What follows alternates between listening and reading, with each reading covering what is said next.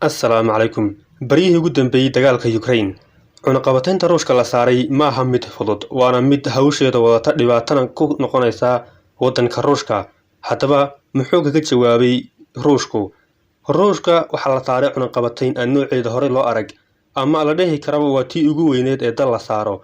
Waxaa la jaray nidaamka bangiyada wax iskugu diraan ee Swift code-ka loo yaqaan. Waxaa la jaray ciyaartooygii u dhashay waddankaasi iyo cunaqabatayno kale oo tirabela ayaa lagu soo rogay dalkaasi Ruushka sababo la xiriira dagaalka Ukraine ku qaaday iyo duulaankan weyn oo ilaa iyo haatan sidii uu Kremlin-ka Ruushka u qorsheeyay aan u socon oo jihadii wax iska bedeleen.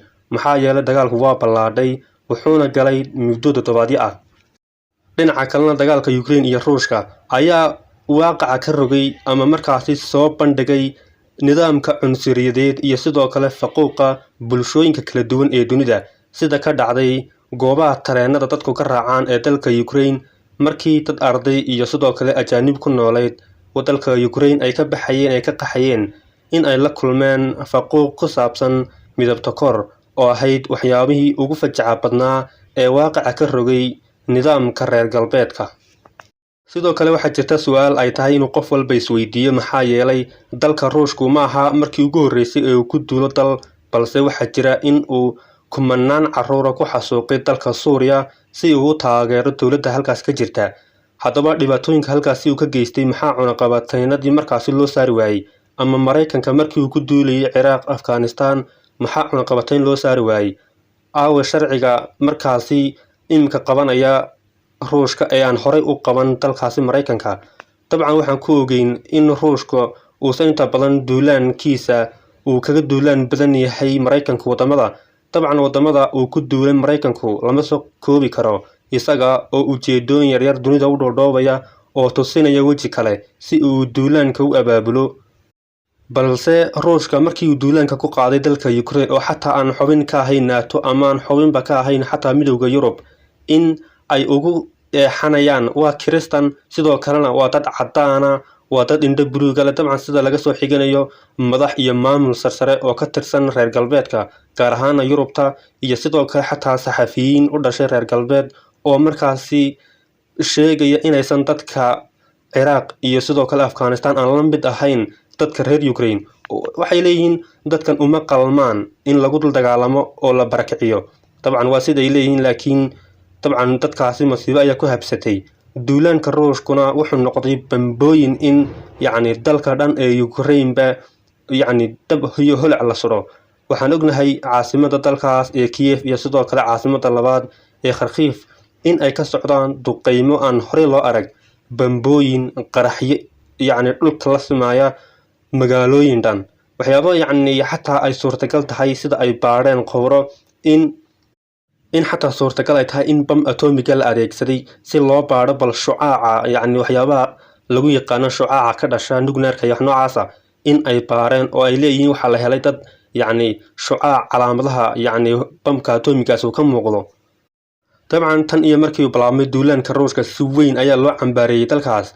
dhinaca dhaqaalaha ee Ruushka waxaa la saaray cunaqabatayno aan horey loo arag sidaan horeyba kasoo dhawaajinay. dadkiisa xataa maalqabeennada iyo bilyaneerada shirkadaha gaarka loo leeyahay kuwa ganacsiga ciyaartooyga oo xataa ka madax bannaanaaba siyaasadda iyo wax noocaasa in gebi ahaanba cunaqabatayn iyagoo dhaqan gelin. dabcan shirkadaha reer galbeedka hadday tahay dhinaca internetka iyo wax soo saarka dhinaca tiknoolajiyadda.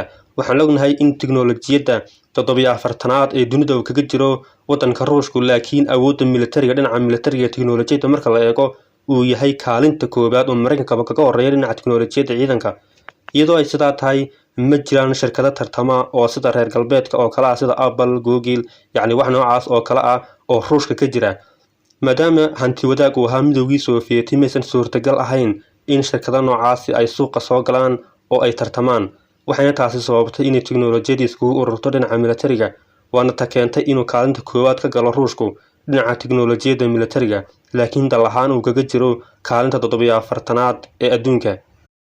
tan iyo markii uu bilaabmay duulaanka Ruushku ee ku qaaday dalka Ukraine, dhinaca sixir bararka ee caalamka foostadii shidaal ahayd inay gaadhay boqol iyo wax la jira $100 iyo ka badan foostadii shidaalka ahayd. Yurub ayaa ugu daran oo haatanba saamiyadu ay boqolkiiba 1 ayay kordheen suuqyada saamiyada Yurub iyo sidoo kale qaybo ka mid ah Aasiya. cunaqabataynta ruushka la saaray waxaa la filayaa in ay curyaamiso gebi ahaanba dalkaas, laakiin sida uu sheegay madaxweynaha ruushka iyo dadka ruushka bay qabaan waxay leeyihiin intii aan la dagaalami lahayn NATO iyo markaasi Ukraine oo wada socda waxa ka khayr roon oo ka wanaagsan in lala dagaalamo kaliya Ukraine. dabcan sida la filayo haddii uu Ukraine gebi ahaanba la wareego ruushku ma sii haysan doono oo kaliya wuxuu samayn doono dowlad isaga taabacsan oo dhinaca iyo Moscow laga soo dhisay sidii maamul goboleed oo kale in inta dowladda dhexe kusoo duusho kadibna maamul goboleedkaas loo sameeyo madax sidii ay horeba u jirtay madaxdii hore ee Ukraine ka arrimin jirtay marka laga yimaado ninka lagu magacaabo Zelensky ee Yahuudiga ah oo markaasi isaga u janjeera dhinaca reer galbeedka. dabcan xaaladdu way sii adkaanaysaa marka ka dambaysa iyadoo laga cabsi qabo in sixir barar ba'an uu dhaco oo dagaal qabow uu dunida galo in dagaal qabow uu dunida ka bilaabmo maadaama xataa laga cabsi qabo in Shiinuhu isku dayo inuu weeraro jamhuuriyadda yar ee markaasi ama waddanka yar ee Taiwan in halkaas uu xoog ku qabsado waana cabsi ay qabaan Taiwan.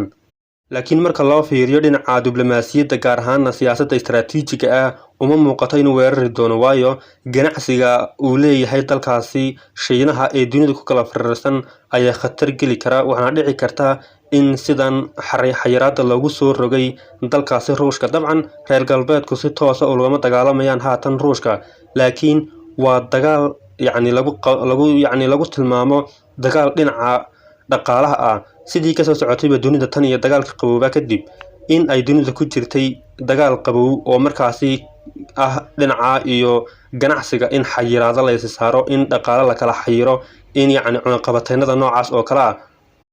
dabcan reer galbeedka ama Yurub ama Mareykanka ma dagaalamayaan Ukraine laakiin waxay ku daabulayaan hub dhaqaale iyo sidoo kale sidii ay uga taageeri lahaayeen militariga una dhiirigelin lahaayeen isdifaacidda reer Ukraine maadaama dad badan oo reer Ukraine haatan dagaalka ay ka qayb yihiin waxaana la sheegay in ka badan 25,000 oo reer Ukraine in ay hubka qaateen si ay iskaga difaacaan duulaanka Ruushka.